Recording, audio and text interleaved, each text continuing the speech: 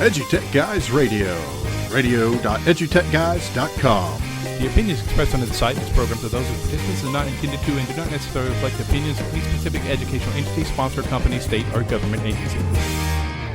Hello and welcome to this episode of EduTech Guys Radio, radio.edutechguys.com, brought to you by Southwest Arkansas Education Cooperative and Hope Public Schools, both in Hope, Arkansas. And we also want to thank CDWG for providing some of the equipment that we use as one of our sponsors.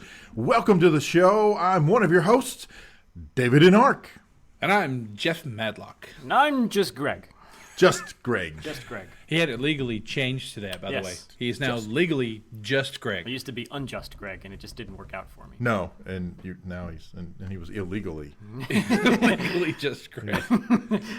Hey, welcome to radio.edutechguys.com. Check us out on the web, www.edutechguys.com. You can go to the bottom of the page and fill out our contact form and let us know what you think of the show, think of us, think of life, and think of technology. Oh, not what you think of us.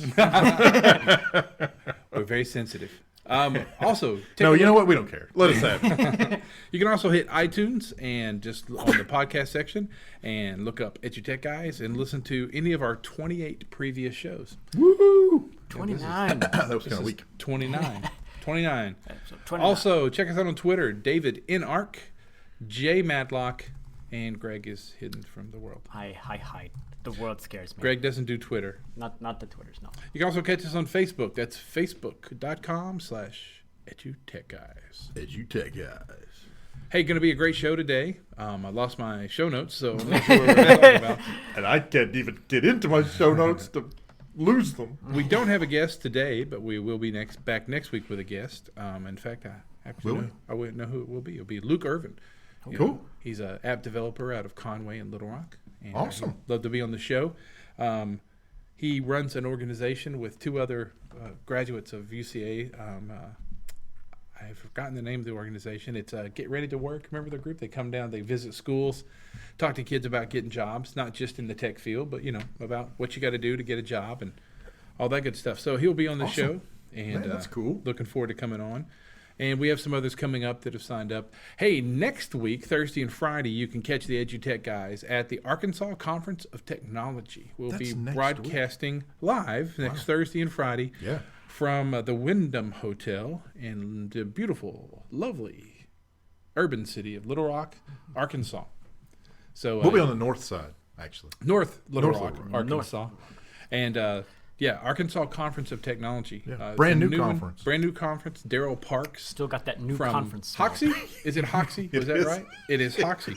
Daryl Parks from Hoxie will be he's the guy who put this whole thing together. Looks like a really great one. In fact, one of our sponsors, CDWG, will be there. And in fact, they told me this. I was talking with them on the phone looking for a piece of equipment, and they were like, "We can't wait to meet you. We're going to be there." So be there. Or be square. Or be... Hey, also coming up this semester, that's funny, we think education. This semester, coming up here pretty soon in just a couple of months, is the Giant Robot Wars. Robot Wars. Well, not like the smash 'em up, beat 'em up kind of Robot Wars. No, this one's actually cooler. They have castles and catapults and stuff. Yes. It's very neat. We'll be sharing out some stuff on the website in the future.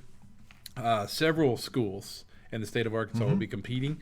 The EduTech Guys will be there on hand to live broadcast that competition. Yeah, it's going to be with interviews and FIRST, FIRST, First Robotics. First Robotics. We'll make sure and tweet out the link here and put something up on the website. Yeah, man. Maybe somebody will write a blog article about that. Maybe. Don't look at me. Everybody looks at Jeff. Jeff's not happy. I got you covered. I got that covered. I will take on that responsibility. I'll put that on the air in the podcast forever and ever. I will take care of. You are the Jinxed journalist / writer here. I am. Writer / journalist on the team. I don't slash anybody. Slasher. Slash journalist. Hey, later in the show, we'll be listening to some music from Nick C., the Dan River Ramblers, and Nick Flora. We're going to be a fun show as we fill time from our ramblings. Speaking of ramblers. The Dan River Ramblers, I guess we're the EduTech Guys Ramblers. We're slightly less musical most of the time. So out in the world of technology, What's happening? What is happening? this show is garnering a lot of Off the rails. off the rails. I was just going to say, do you see the rails over there? Because We're off we them. are way off the rails. Way off those rails. But that's okay. So yeah, let's talk Talk what's happening in technology right now. What's happening? Interesting, and it's funny. This year, after the first year, a lot of articles start coming out about, hey, this is going to happen in education. Here's the next big thing. It's the first of the year thing. Happens in every industry. Sure. The best cars of 2016. I've seen a lot of articles about the EdTech happenings for 2016 in the new year, and it's really funny. They're just a rehash of 2015 and kind of a rehash of 2014. There's nothing really coming out that really. The big thing though is Periscope, which we are on. If you'd like to watch us on Periscope, just look up EduTechGuys. We're live on Periscope right now. Hello, Periscope. Hello, Periscope. You can check us out there. But yeah, Periscope is a big one. They're talking about, that's a big deal. Today, one of our colleagues was at lunch today talking about CIV. And it's interesting how the colleges are still using antiquated equipment that is just redonkulous in what they're attempting to do. Yes, as that conversation was going on, the very first thought in my head was, well, if you wouldn't use that equipment in that setup, you could actually accomplish what you're trying to accomplish very easily. Yeah. A lot of, and it's not just higher ed, but that seems to be where it's focused.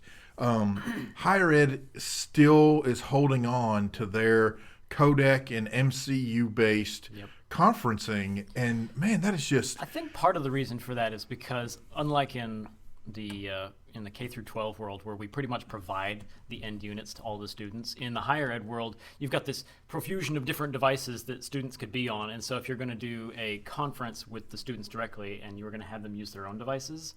It's like, okay, well, we've got a Windows machine here, we've got a Mac there, and we've got an iPad here, and we've got a Chromebook there, and it's like, so what are we going to connect with? See, Right, so you use Zoom or Google Hangout, or, hey, it's ubiquitous. I mean, you can put it on any device. There it is. There but you I actually go. have a better idea than that. And the idea between that, when we Okay. first started using the codecs, was that they would show presentations. And they would show that. That was a big deal because you were getting the same experience because the kids didn't have devices. Right. You come into a classroom, Right. and then the teacher would provide the PowerPoint and the documents and the document camera and show you all this stuff. Well, guess where we are? So now I just need to see the teacher's face, and the teacher needs to see the classroom so that they can say, hey, David, go ahead, ask the question. He or she could see the whole classroom. The rest of that can all be accomplished with Google Classroom, with Google Apps for Education. Because now, all that information that, if we don't get that resolution high enough, you can't read that. No, just share it with the class. Right. They're reading it on the whatever device. device they Right. bring. If they bring in a phone, they can read it right there. Right. The teacher's still running class using Skype. Or, yeah, exactly. I mean, if they needed to show something, then they could definitely have a document camera or just pull out their phone and take a picture of it and drop it into the document that you're sharing for Google Apps. The money saved, because right now, they say, well, I've got to have this T1 to run this one CIV connection. Because, okay, really? I mean, is Right. that where we are? And it's interesting to look at that. We still have some CIV units.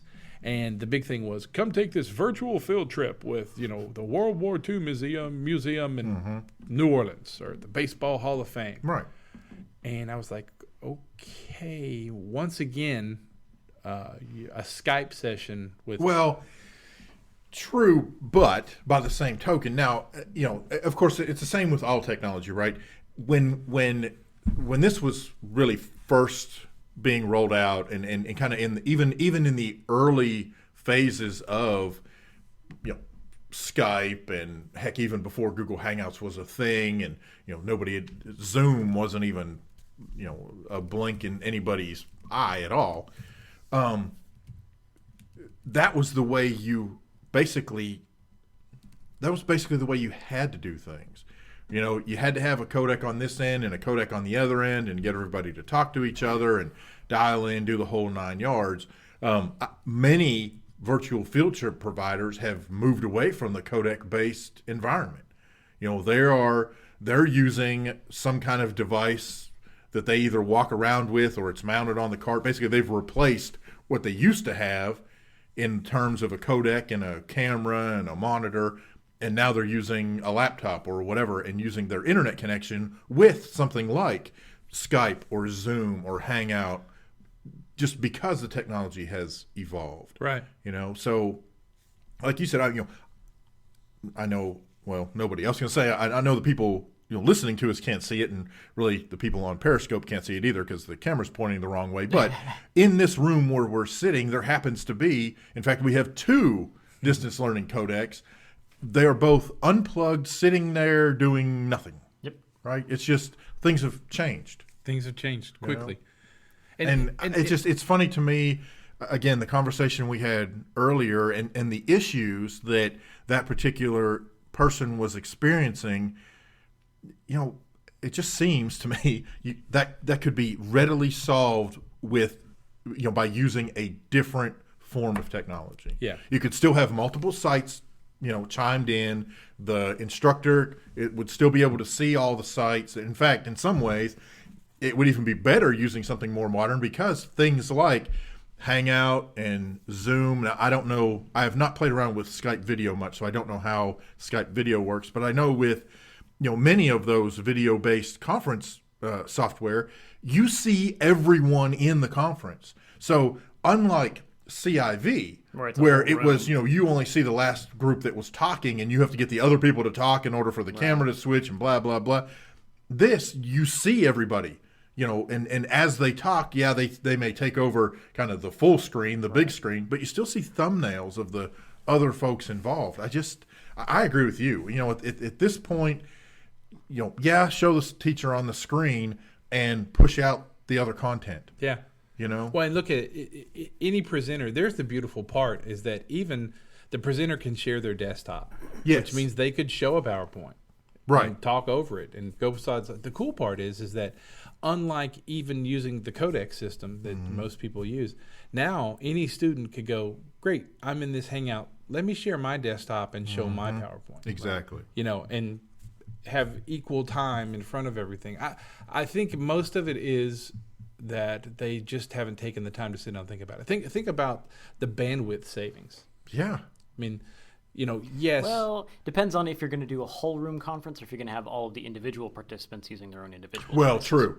True. Because that is one of the issues that we ran into here in Arkansas as we moved away, as the state moved away from CIV-based classes to the online environment. You went from one device in the classroom providing that experience to now a lab full of devices, all using the bandwidth to share that same experience. That's challenging even from a local bandwidth perspective. Yes. Then at that point, you have to make sure you have an AP that's dedicated to that room pretty much. Right. But once again, we've accomplished those changes. Right, sure. And we can't think backwards anymore. By thinking backwards, we put ourselves into, well, I'm not going to move forward because I'm thinking backwards. Which takes me to an article that takes me to an article that Greg shared last night with us, the one from Fraser Spears, about, this sharing's not going to work because they're going to have to contact Apple and it's going to be too much bandwidth. Well, guess what? For my district, it will not be an issue. Right. We have a gig. And this colleges can say, well, that's a bandwidth issue, and I know certain local colleges throttle the living crap out of theirs. So, but they don't have to anymore. Right. Level, whatever, no, it's not level. What's here? Aron, yeah. Is providing as much bandwidth as they need. And there's the thing that happens is that now that all of this has changed and the technology is there, the powers that be are monitoring bandwidth usage. So a college needs, or university or a school needs more bandwidth because they are doing Google Hangouts in class. Well, do it. Right. Make the point so they can go, oh, yeah, you do need that. What are you doing this for? Well, we use Google Hangouts in all the classroom. The ones that we share online, these 25 classes a day, we need more bandwidth. Right. But at the same time, the compression that's happening inside these applications is so nice that, Yeah, it doesn't require, it's not the significant portion that it used to be. It used to be like, okay, you had like 1 meg and then the video took up 768K minimum. So Right. Yeah, not Right. like these antiquated things here that, they needed a full T1 just to, luckily, and they would still glitch, and they were still blurry, and they still weren't crystal clear. Yeah, and Right. even though it's probably individually, the connections are probably taking up more bandwidth than, heck, we're now streaming full HD. But Yeah. the fact that our available bandwidth has gone up so much in comparison to how much is required for an individual video stream. I think, Right. it's the available bandwidth has far outstripped what is being required for individual video streams at this point. Yeah, I agree. And I think part of it goes to what you said, Jeff, about some of these institutions that are still using this antiquated configuration. Time, they don't have time to go necessarily poke around and see what's out there. I think that's potentially part of it. I think, frankly, part of that is also the whole notion of, frankly, I think part of it is that's the way we've always done it, right? Which is, but that's, I think that's... It's easy to slip into that because It you is. just have to do nothing. And so, Yes, and then exactly. All right. One day you wake up This and is you go, already "Oh, sort of kind of working, Right, so we're just exactly. going to keep Or sort working of kind most of of the working. time. Yeah, exactly. Yeah. So I think, and I think that's part of it. And then, of course, you get into the whole issue of how much has been spent on the equipment over the course of however long you've had that the equipment. old And sunk so, cost argument. right, exactly. And so I think that also comes into play to a certain extent until you can get the right people at the table at the right time and say, I appreciate the fact that you've sunk hundreds of thousands of dollars into this over the course of the last 15, 20 years, but you can sink tens of thousands of dollars, if that's the case, into this other setup. And guess what? It's better quality, and you have more access and can do more things with it. You could, it's a matter of getting those folks to where you can sit them down and talk to them about it. And really, I think that's something that's going to have that would have to come in our particular environment. I think it's something that would have to come from the schools. I do not believe that is something that the higher ed institutions themselves would initiate. I think if the schools would buck up and say, we're not playing this crazy game anymore. We've been doing CIV for 20 years. We're done. This is how we're going to take classes now. You're the provider as a higher ed or whatever other organization is providing the content. We're the customer. As the customer, this is what we demand. Right. As the provider, it's up to you to change to meet what the customer needs. It's interesting that conversation at lunch. We were more of a story. We were hearing the story. What was interesting about it too was I noticed that there were no procedures and protocols in place. Yeah. And we're just as guilty. Absolutely. And I think that when you start demanding certain things and saying we're going to do these things, the one thing in education that has to happen is consistency. Mm-hmm. And every time we get to a junction, then we realize that we don't have a procedure for this. Sure. And then we remember when we've gone through that, like the disaster recovery plans. Mm-hmm. We always make fun of them, but we never have to use them, thank goodness. But when you do, and that procedure's there, you kind of go, oh, I'm glad this procedure is here because we know exactly what to do. I think the tech departments in education, even post-secondary, it's time for us to make those procedures because the consistency that would be there would make our demands and our requirements more valid. Sure. When our plans are fully, on paper, digital, here's what we need to do, because we don't do that. Yeah. And I realized today that during that, it was that this school didn't have a procedure, and this one, the procedure was made up by the person that when he needed to work on it, that was when the procedure was made up. Right. But it was never, did you check our procedures before you move forward? Because this is what we have. I mean, it would just save so much trouble in the long run. Sure. And we don't do it either. I mean, that's just something it's a time element. But then when you start looking at it, you go, yeah, maybe we need to spend more time on that whole element and say that this is what we're going to use and this is how we're going to use it. And if this happens, this is what you do, and this is how you do this, bless you.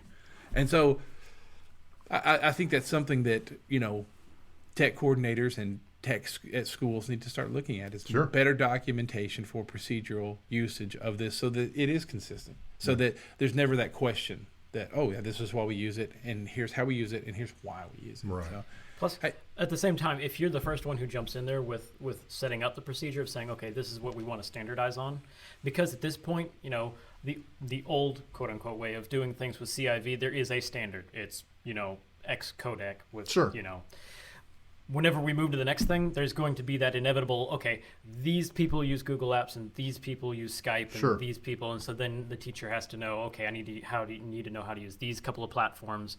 If we're connecting to a new one, do I have the rights to install new software on my machine if I have that ability? So, if you're the one who steps up and says, okay, we want to take all of our CIV to this standard, whenever you're the first one, if you get your foot in the door, you get to be the one who decides, okay, this is going to be what we standardize on. Sure. So there is a certain benefit to that. Well, and to that end, I think that's exactly where and how what's currently in place in terms of CIV, at least in Arkansas, that's how it came about. I mean, for all intents and purposes, really higher ed, they had already been doing CIV long before K-12 got into the 4A. Right. Yeah. Now, as it so happens, when K-12 in Arkansas got into the CIV ring, in terms of customer endpoints, we blew higher ed out of the water. I mean, because every district or every district in the state got at least one compressed video unit, and that instantly, we outnumbered what was going on with higher ed. But higher ed had already, being first. They were the first ones there. Right. They had already set that standard. They had already done that. And so I think kind of what you're saying, the changing the standard, I think, is a huge problem. Because, and just because, going back to what I said, we've always done it this way. Right, so exactly. and for the most part, it ain't broke, so we don't have to fix it. Well, it is broke, but it's one of those kinds of things where, but it's always been broken this way, and we've just learned to live with that. The water temperature has slowly been increased, and we're just nice and boiling now. That's right. So I don't know. I think it's going to be very interesting to see what happens with really just online / blended courses in general. Yep. As we move forward. Well, I think it's going to be the new thing. Mm-hmm. And I know it's very heavy anyway, but when I say the new thing, I mean, I think in the next 2 to 3 years, you could see kids not come to high school. Oh yeah. And that's already taking place in other states and other districts. Smile. You already have districts that are giving students not only they offering the courses in alternate formats so that students don't necessarily have to come to brick and mortar, but many of those districts are also they've either completely implemented or are working on implementing that whole concept of it's not the word I want to use, but it's the whole skill-based advancement, mastery. Once I can demonstrate that I know how to do this, let's just use basic addition just for the sake of argument, or these basic math facts. It doesn't matter how old I am. It doesn't matter what quote-unquote grade I'm in. I've demonstrated mastery. I can move on. Yeah. And so they've already got environments that are enriched and are and encouraging students to keep on going, and so I think it goes very hand in hand with what you said. We're going to have students who they don't come to high school. We might have students that they don't come to middle school, and not only that, or what we call quote unquote middle school. Not only that, but we might have students who traditionally would have been in, say, 9th grade, who have demonstrated the mastery, and they're done. They, quote unquote, done, and now here's your high school diploma. Yeah. Because you've demonstrated, everything there is to know to graduate from high school. You meet these all requirements. They've raised certain skills to that level that they were good at, and so at that point they have more time to focus on the things that give them trouble. That could be too. Because that way you can go, okay, I hit 12th grade level on English or math or history or whatever. I'm done with that. Okay, now I'll focus on math or whatever because it's given me trouble, and I'll bring myself up to that point. So, the ability to reattract homeschool. I mean, that's a big one. Yeah. Especially if it's local. People think local. Oh yeah. Even though the hundreds of kids that are homeschooled, but just in a 100-mile radius of Hope, Arkansas. To them, if Hope was offering these courses, I can just take it from them online, even though they could have taken it from anywhere. But it's still kind of a local, hey, I can keep it right here. Sure. I think that's a big deal. And I think a lot of parents would go, hey, this is great. I can still homeschool my children. I can still teach them the way I want to. But now supplement it with courses. I can supplement it from these courses. Yeah, that's a big deal. And that's really interesting, too, because then at the end of when it's all done, that class of 200 kids is suddenly 240 kids graduating. And, there's 40 kids that, I know you from the class online, right? But you're homeschooled. But they can come to a school if they so choose and meet the credits and get a diploma from said school, even after being homeschooled. And so what about the other side of it? And I have no idea. Greg, you probably have a much better idea of what I'm about to say than any of us, or definitely me anyway. So what about how about the other side of that coin? All right. So what happens if you have a group of homeschool parents, okay, and they all get together and they don't necessarily form a school per se, but they all offer varying classes online through a central learning management system, and now there's maybe a class that is offered through that is not offered at the local school district. And the student says, hey, I would like to take classes from Hope Homeschoolers LLC. The trick there is certification. That's always the big problem. See, my mother actually essentially already runs that. She runs Virtual Homeschool Group Online, VHSG.org, I believe, which is, they've actually got more students than Hope Public Schools. And it's an online course you can either take on real time or at your own pace. And that's essentially what it is. It's all volunteer-based, where it's just moms, they teach individual classes, and then the students take the classes as they go along.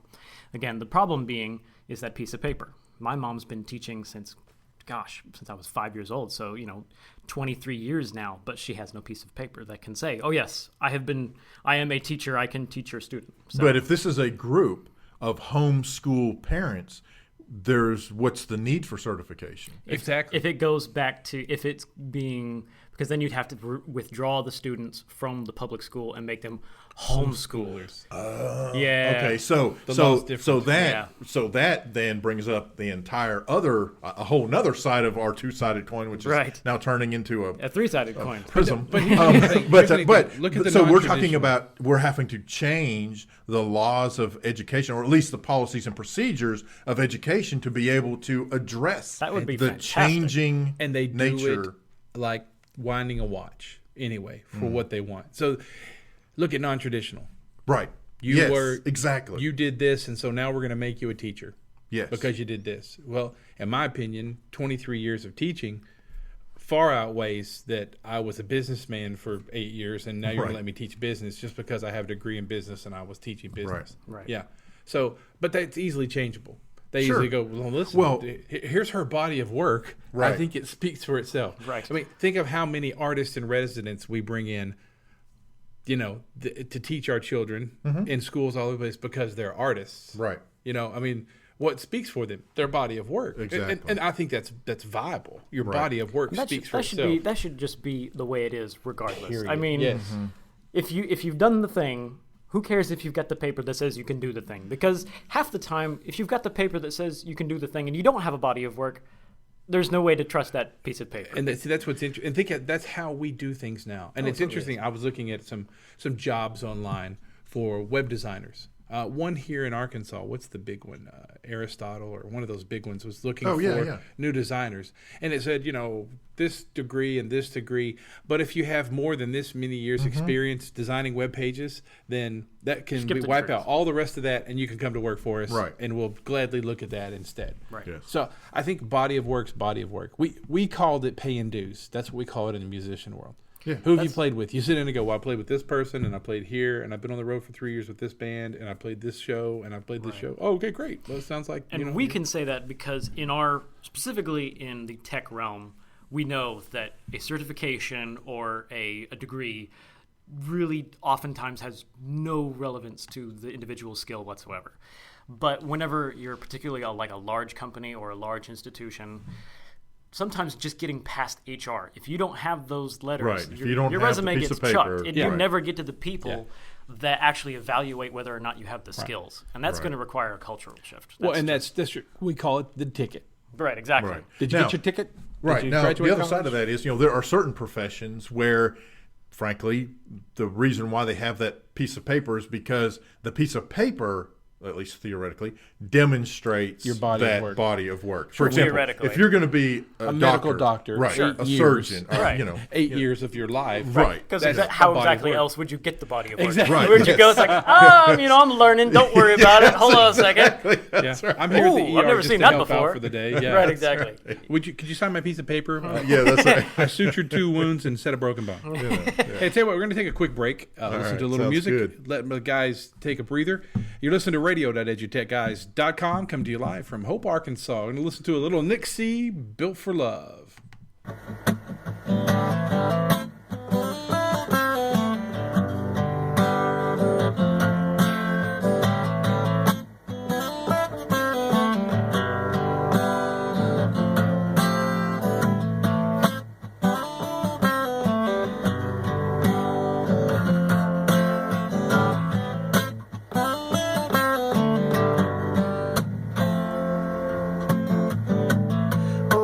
Side of the tracks, ain't no way back, ain't no way to get that woman.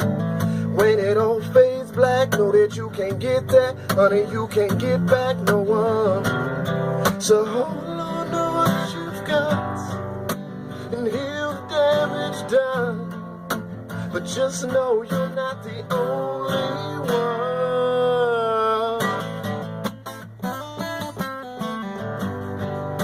'Cause honey, you were built for love. Don't let them tell you you ain't good enough. 'Cause honey, you were built for love. Honey, you were built for love.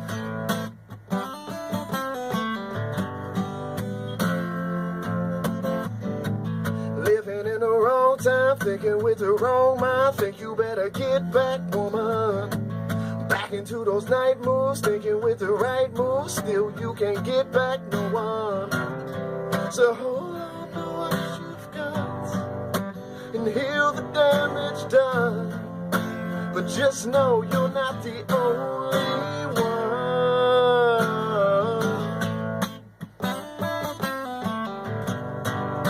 'Cause honey, you were built for love. Don't let them tell you you ain't good enough. 'Cause honey, you were built for love. Honey, you were built for love.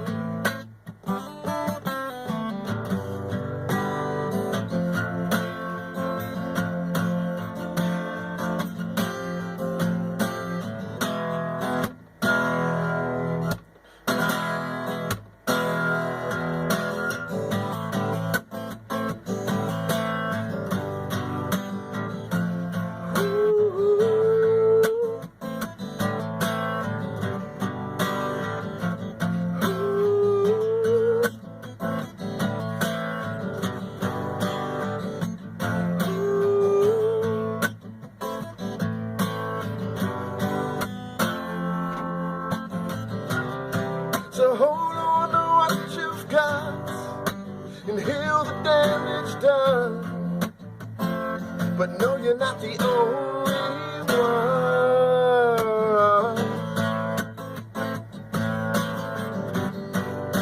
'Cause honey, you were built for love. Don't let them tell you you ain't good enough. 'Cause honey, you were built for love.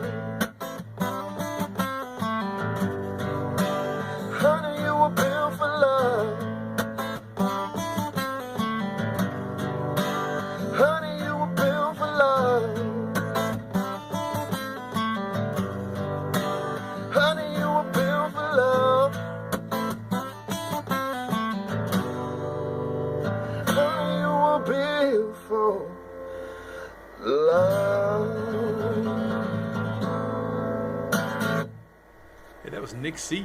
coming to us live. Nick C. On the EduTech Guys.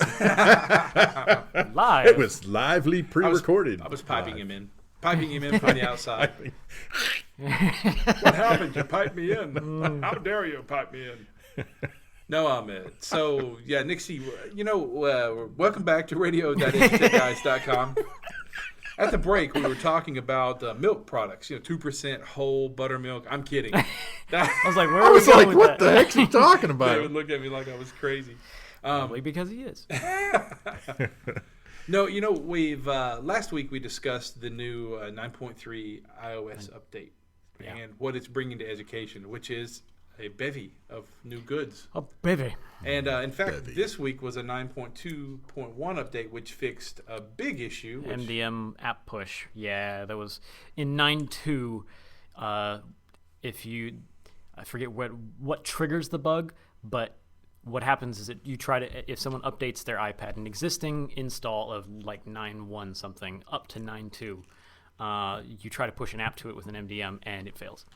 So we had a couple of those that got installed before we had a chance to block the Apple update server, and yeah, we saw that issue as well. But 9.2.1 finally fixes it. It's been about a month since the bug hit. And 9.2.1 fixes the MDM push issue, and that's something that it's like, any day now, any day. And the holidays hit in the middle of it and it slowed everything down. Yes, so, yes. But yeah, that's finally been released. And that you reading like the Apple forums and stuff where the enterprise folks frequent, you can just see this massive sigh of relief. It's like, oh, we can push apps again. So yeah, that's pretty much, and it's a small update too. It's like a handful of megabytes. So it's, you push it out and then you're I think it was 40. something like that. Yeah, it's tiny. It happened pretty quickly. Oh yeah, especially if you've got an OS 10 caching server on the local LAN, that helps a lot. Awesome. Yeah. And so 9.3, when's it going to drop? Do we know a date? We don't have a date yet. They're saying that this is really sort of there's been rumors that this is really sort of just a get your appetite for it sort of release, that it's not going to be completely ready, at least whenever the firmware releases. They're not going to have all the back end released at the same time. That they're not going to have the new Apple Schools webpage ready whenever 9.3 is immediately released. That's the rumor anyway. Well, that's my understanding is I was reading something about this either yesterday, earlier today, something. And that was one of the big stress points was that when 9.3 comes out, all of the cool education stuff is actually still in beta. Right. So they're going to have this major release, but they're going to pull a Google and throw it at you in the beta. Infinite beta. Gosh, how long did Gmail stay in beta? It was years. That's true. I always forget that stuff. I think what they're aiming at there is the firmware will be solid, but the services will be still being built in the back end. I think that's what they're going for. Well, and my understanding is also that part of that is Apple is looking for a lot of feedback with 9.3, and as they kind of develop these education services and some of the features, that they want a lot of feedback so that they can make sure that it's rock solid and is what education is looking for. Right, and that's the big one because, gosh, ever since iOS rolled out, this is the reason why there's so much buzz about 9.3 is just getting Apple IDs for students has been such an enormous pain. Yes. Just for trying 4 years. Gosh, and I'd never thought that it would take this long to get to the point where you have institutionally owned Apple IDs, because I was building like scripts for creating Apple IDs a couple of years ago, and I was like, oh, certainly this will, be completely, outmoded in a year, because it seemed like an obvious problem that it was just one of those things that would be solved as soon as they got, the next release of the firmware. And a year went by, and then 2 years, and then 3 years, and I think the biggest disappointment was when they released the last sort of change to Apple IDs for education, whenever you could create student Apple IDs en masse with like uploading CSVs and that sort of thing, but the procedure for getting them involved pulling in the parents' authorization, that sort of thing. You had to had email addresses for all the parents, and then they would get an email from Apple, and then the parents would have to follow a link and fill out information. If the information wasn't the same as what the school expected, it could cause problems. And if the parent didn't communicate with the child what the password was, it was it involved way too many people. It was such a nightmare of moving parts that it was... I looked at it. I was super excited whenever they talked about it, and then I finally got into the program, and I'm like, I'm not even going to start. Yeah. This has failed before it even began. And then you compare that to, this is the big comparison, is comparing how Google does it versus how Apple does it. Sure. And you compare that with Google, and you go to Google Apps, and you upload a CSV, and you're done. Yeah. Or you tie it to your Active Directory system, which already has everything in it, and you're done. Yeah. So, user provisioning has been such a pain for iOS for so long. I surely hope that they do listen this time and they actually go, okay, we've tried this once. We didn't have it right at first. We tried it again. We didn't get it right. Let's actually ask what they're looking for this time. Right. Yeah. Third time is a charm. Yeah, there you go. We can hope anyway. Well, and it's it's easily forgotten in all the iterations of them trying to do not just student whatever logins or Apple IDs or whatever we're going to call these things. Not just that, but education in general. Remember, Apple dug its heels in the ground and said, yeah, these are consumer devices, education. We appreciate you using them in school, right. but, nanny, boo-boo. And, got some egg on their face over the whole thing. And then, they're finally, in my opinion anyway, I think they're finally doing the things that had they started out in this direction, they'd be so far down the road now. But Agreed. at least they're pulling it in, and I know many, Google / Chromebook users are just, it's about time, you're slow to the party. Right. But this is the thing that I've always said about Apple. Apple is generally late to the dance. Yeah, they are. However, they are also usually the most polished when they get there. Right. They've got the stuff under control. They've got the best moves. Really, they're fashionably late. Yeah, they walk in the door, very fashionably late. The records. Yeah. Everybody turns and looks and goes, "Oh my goodness!" Yes, exactly. Well, and I think that's the big deal that I'm having with the whole thing. A lot of the schools that made waves with iOS at first were small schools, and they were smaller. They were more nimble. They got there first. They got there first. Yeah, they had money and they had time, just like some email groups that we're members of. The smaller ones have a lot more time to chatter, and they chatter and they talk. And unfortunately, in our day and age, you say 10 things, 6 or 7 of those make sense. So we go ahead and lump it together and go, "Oh, well, you're right." Right. We forget that maybe number 8 was just a complete blaringly idiotic statement, but you got these other 6 right, so we'll go ahead and take that for what it is. And I think I love it because now people using Google Chrome are going, well, Apple finally has it right. And I'm like, you're giving your kids $300 browsers. Mm-hmm. Yes. There is that argument. For me on this show, I'm just going to lay it out there. Yeah, you go. And this is what I'm going to say. Jeff's opinion. Whoever Here we wants go. to listen to it. We have a disclaimer at the beginning and the end. Yeah, Go for it. It's my opinion on it. A couple things to preface it with. This last Christmas, I'm pretty sure there were very few kids who put on their Santa Claus wish list, "Bring me a Chromebook." What? Yeah, pretty sure. Surely you just. I would go ahead and bet my left big toe on that that was one of those things. And I'm pretty sure that no matter what school you're at, if you laid out a brand new Chromebook, a brand new Chromebook on a table and an iPad, or an iPad, I'm pretty sure I'll even give you the best Android tablet device in the world than an iPad. I'll give you the Microsoft phablet. The Surface Book or the Touch, the Surface Book or the Surface? That's a great question. Which one? Surface. I'm pretty sure kids would choose the iPad. And so my whole deal is that I'm sick and tired of school districts mainly the technology organizations who have pushed them into it, of that particular organization, patting themselves on the back for getting the easiest, cheapest way out of providing the best thing for their kids. And that's what they've done. They're patting themselves on the back based on standards that they set from their own personal experience. Well, it has a keyboard. Well, you're 47 years old. Right. You know, I'll even go, well, you're 28. Yeah. You know, but it has a keyboard on it, and it's a blah, blah, and it was $200. Yeah. If you're buying the $200 Chromebooks, then you're replacing those quicker than we're replacing iPads. 4 years. Then, you know, you're spending double the money you're supposed to spend on a piece of junk. But you're not buying the $200 ones. I know they're not.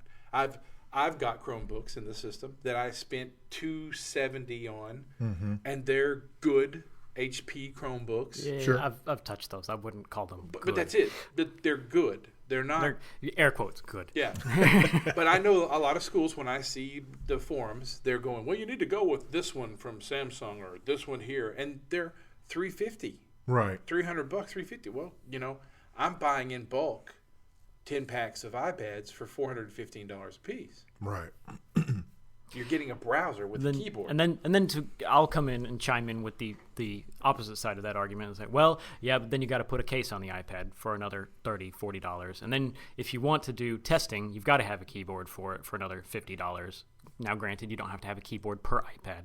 But yeah, so there is a higher potential accessory cost for iPads, just whenever you count the cases and everything else related to it. Well, in that theory, the best thing for our kids in woodworking class are manually operated saws.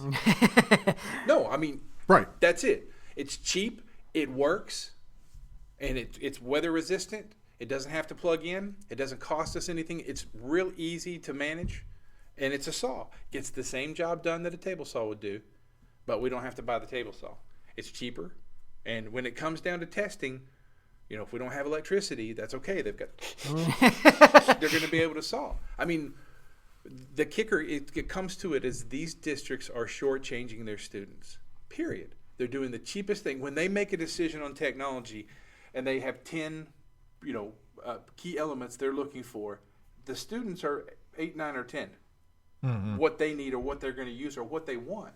What makes them happy. You know, we talk about students first all the time. That's all I hear. Student this, and what's it going to do for the students? I don't know. You gave them a piece of crap browser with a keyboard. Ow. So when they graduate high school and they decide not to go to college and they walk into their first office building, what are they going to get? Well, if they're with a Windows machine, I gave them a what? They're not going to. They're not going to get a Chromebook. I mean, I don't know very many businesses using Chromebooks. I'm not sure. I have no idea what the business Application. not application, but I don't know what the business market share for Chromebooks is. I would venture it is very tiny. Now, along the same lines though of where you're going, I think you've hit the nail on the head. Regardless of the end user device, that is, in many districts, in our experience, as in terms of what technology is implemented in the district, the technology department is making that decision regardless of what the students want, first of all, what the teachers need for the students in order to accomplish whatever the goals, projects, you name it, what the teachers believe the students need, and not just device-wise, but and I think that's part of the problem. I think part of our problem is that many school districts get into that whole devicing. It's all about the device. Which device are we going to use? We're going to buy Chromebooks because they have a keyboard. Fine, whatever. We're going to buy iPads because they have a million apps in the App Store. Fine, whatever. What is the application What is the at platform? the student level? I don't care what the platform is really. I don't, Well, what matters to me depends on what is you mean by platform. okay. So, All right. Well, yeah, but where I'm going with this is the way the conversation should be led is from the student up. But short of that, okay, let's start at the teachers and say, what are you teaching? What is it that you want your students to be able to accomplish? Students, what is it that you want to be able to accomplish? Either with or without class. Right. What is it? What are some things you want to do? And then it's a matter of the curriculum folks talking and working with the tech folks and say, this is what we want. How do we make it happen? Because it can do A, B, C, D. It can do 6 of the 10 things on our list, where this other device can do 4 of the things on our list. Right? And take a look at what we've done over the history of technology. Smart boards. Ridiculously expensive. Mm-hmm. Who was that for? Not the kids. Right. The teachers. Yeah. Ridiculously expensive. Did they make cheaper versions? Yes, pretty quickly they did. A lot of schools adopted a handful of smart boards, and then Mimeo and everyone else came out with, a much cheaper version, does the same thing. Did they go with the cheaper versions all the time? Not necessarily. Right. The teacher wanted a smart board. Well, no, you can't have a smart board. You're going to have a Chrome board, which is $200, and you actually have to draw most of it. So right. It's not going to be. But every time we talk to someone, they go, "Whoa, all of our kids have Chromebooks. Cool. Are your teachers using them?" Well, no, no. Our teachers have MacBooks, or they have Windows laptops. Or, well, why? If it's good enough for the goose. Mm-hmm. But you see, my biggest thing is that I think Chrome OS is beautiful. Sure. The Chrome browser is wonderful. Best browser on the market. That's of what it does and where it's come in such a short time of browser life. Amazing. But you're skipping out on what you're doing for the kids. This is a decision based solely on adult decisions, money, mm-hmm. and what's best for you. What's easiest for me. That's the first thing that comes out of most educational technology people is it's really stupid easy to manage. Right. Yes. And exactly. Heck, even we are guilty of that. I mean, yeah. Totally. From a perspective of using Mac and iOS. I mean, that was certainly a factor whenever we decided what to use.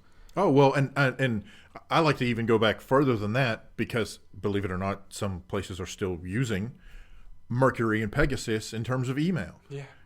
And for those who don't know, in fact, I think you can even still download it. But anyway, it's a free mail handler. And from a management perspective, it's beautiful. You install it, you set the various permissions, and it's golden. You don't have to. You basically don't have to touch it from an administrative standpoint. Love it as an administrator. On the user end, bluntly, holy crap, it's a piece of junk. I mean, I'm sorry, but the user interface was awful. How you did certain things. In fact, there were certain things that you couldn't even do. It was a basic mail GUI. I mean, really, it was just enough to be able to see your mail. So from the user standpoint, not a big winner. Administratively, yeah, absolutely off the charts. Same thing happens with the devices when technology departments start looking at what they're going to roll out. What's the easiest thing that I can implement? What's going to take the least amount of my time that so that I don't have to mess with it? And some of that's totally valid, because you do have to support the stuff. True. Yeah, but in our defense, and Greg, Greg will look for something easy to handle, but he also looks for the most powerful thing that's easy to handle. Sure. And that's how we made our decision. What's just as powerful, just as creative, just as hardcore as anything, but look how easy it is to manage. Mm-hmm. It's I could buy a Kia for $13,000. But I'm not going to tow logs with it. Right. We should hope anyway. A truck and a car. You know what I'm saying? Right. Yes. But what can I get for the best bang for it? But I need the power. And so a Chromebook, I'm just going to say it has its applications. It does. Homebound students, wonderful. Need to get to a handful of things. It's what we use it for. This thing or another. We're going to do the show today. Well, where are our notes? They're in Google Apps. Right. Great. That's all I need to look at is show notes, and I need to write some stuff and chat and search stuff on the web. Beautiful. Give it to me. That's perfect. beyond that, I'm not going to run the software that we need to run this show. Well, and that's what I was just going to say. Yeah, we can handle the back-end administrative side of the show through, well, frankly, any device because we're doing it in Google Apps. But the front end, we have our microphones, the video we're running, all that. Are we going to do that?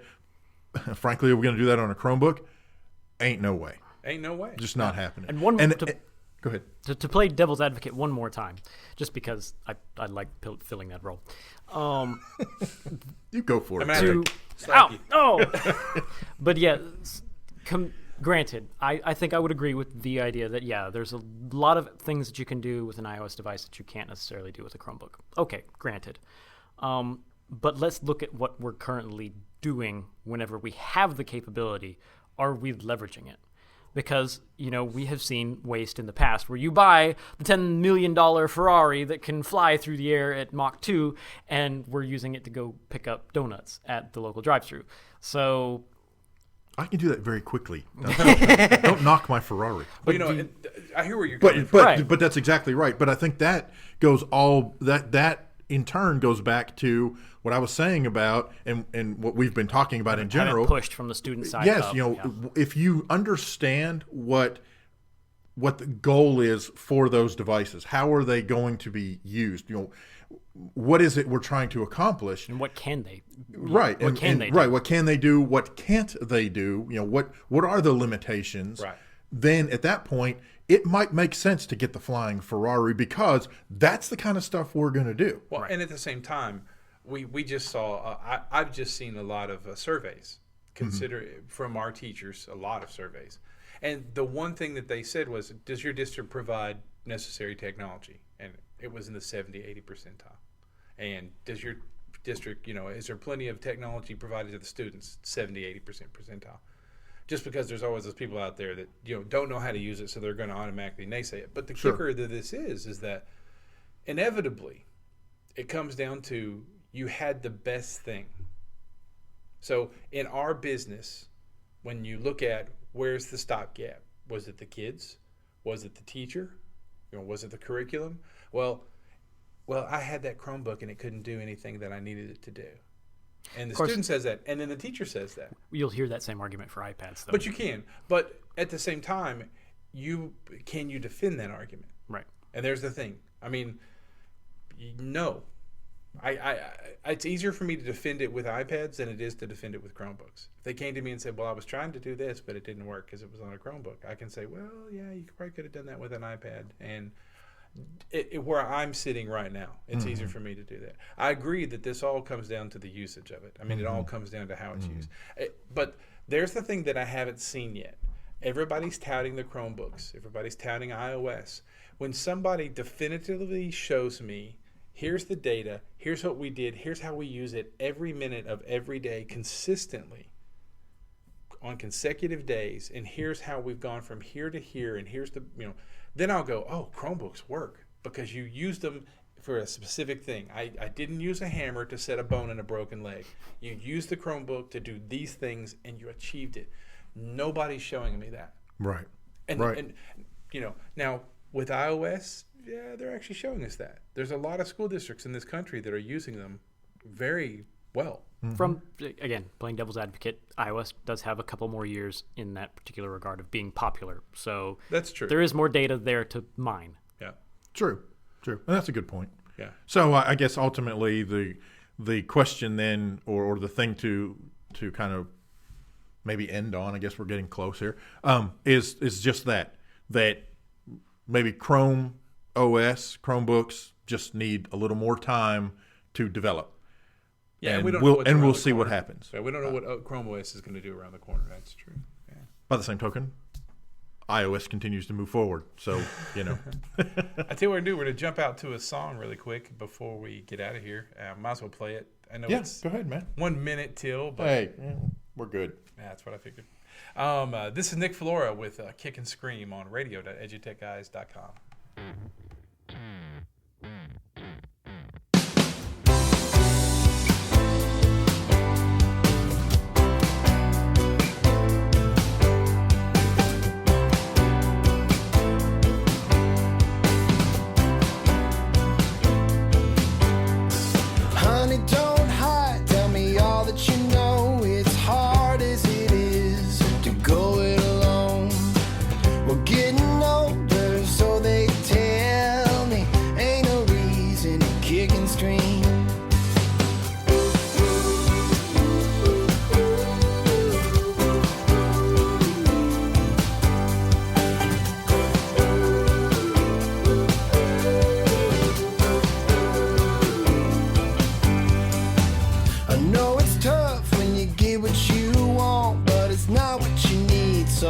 it's never enough for emotions, all that counts. So keep your head up and work it out. Keep your head up and work it out. I've been in a sea of heartbreak. I've been lost on the side of the road. I've been lying in a bed of mistakes. It takes time to see the ways we went wrong. So don't be so hard if we haven't known ourselves that long.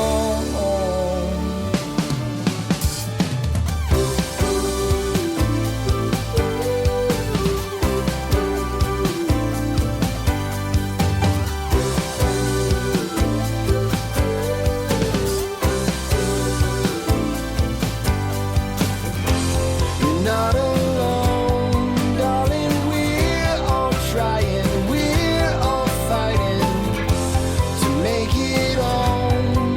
And the river's rising, we're down in what we know. Oh, we can't make it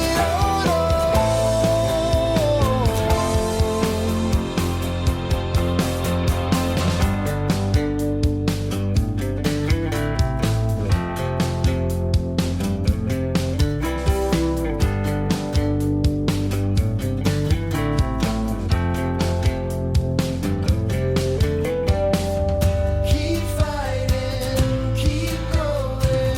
You'll be drowning in a sea of heartbreak. Keep loving, keep hoping, and you'll be lost on the side of the road. Keep fighting, keep going. You'll be lying in a bed of mistakes. Keep loving, keep hoping. Just know that you're not alone. Keep fighting, keep going. We all need to know that we're not alone. Keep loving, keep hoping. We can make it on our own. You're not alone, darling. We're all trying, we're all fighting to make it home. And the river's rising down in what we know. Oh, we can't make it on our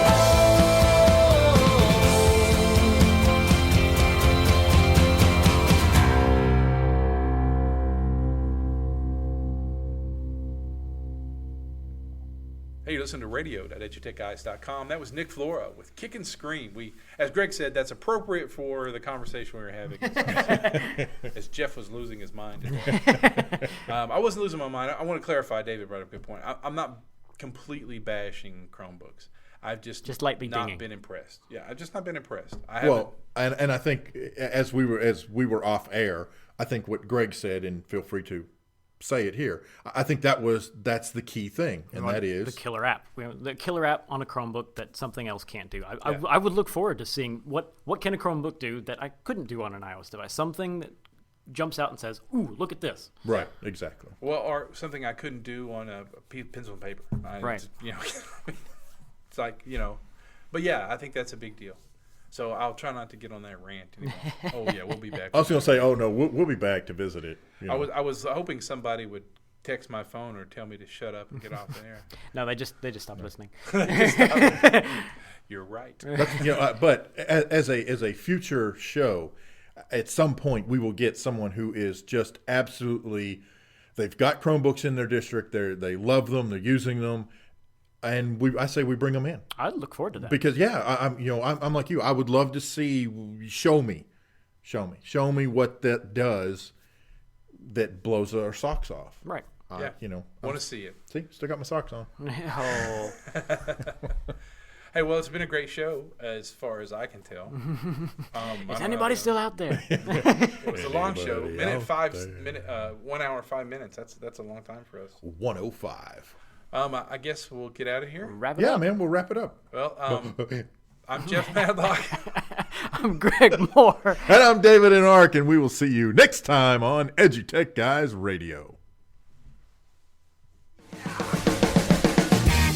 You've been listening to EduTech Guys Radio, radio.edutechguys.com. The opinions expressed on the site and its programs are those of participants and not intended to and do not necessarily reflect the opinions of any specific educational entity, sponsor, company, state, or government agency.